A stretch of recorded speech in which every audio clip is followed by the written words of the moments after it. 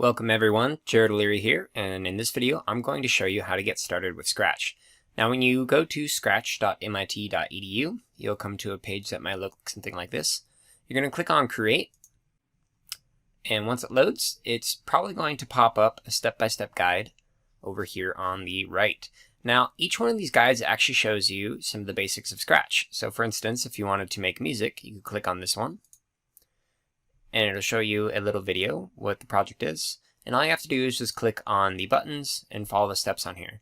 So it shows you step by step how you can make music in Scratch, get started with some things. Now Scratch, let me close this, has a few areas for you to work in. Over here is where the stage is. This is where all of the code and blocks that you use create all the actions that go on the screen. You can have different backdrops. You can add them using these buttons. You can have different sprites, which are the characters or objects that move around or do things or make music. You can add those by pressing these buttons.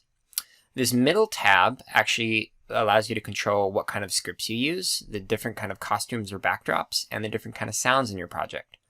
Now, the scripts is the majority of what you're going to be using in Scratch to be able to do something. So, for instance, if I wanted to make it so that when I press the spacebar, this cat will meow, I'll need an event that will allow me to trigger something.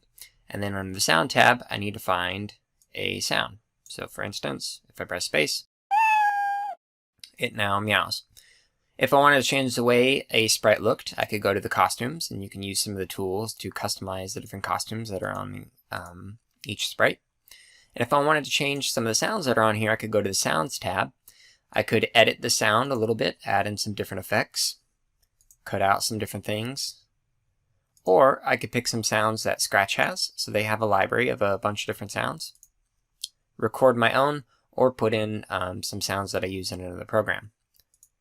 So what I recommend doing to get started is, if you click on this question mark, and then all tips, follow one of these step-by-step guides that's on here. This is extremely helpful for figuring out how Scratch works, but I hope that this video showed you some of the basics of where you go to add in sprites and backdrops, where you go to change the scripts, the costumes and the sounds, and then where you place all your blocks to make it work.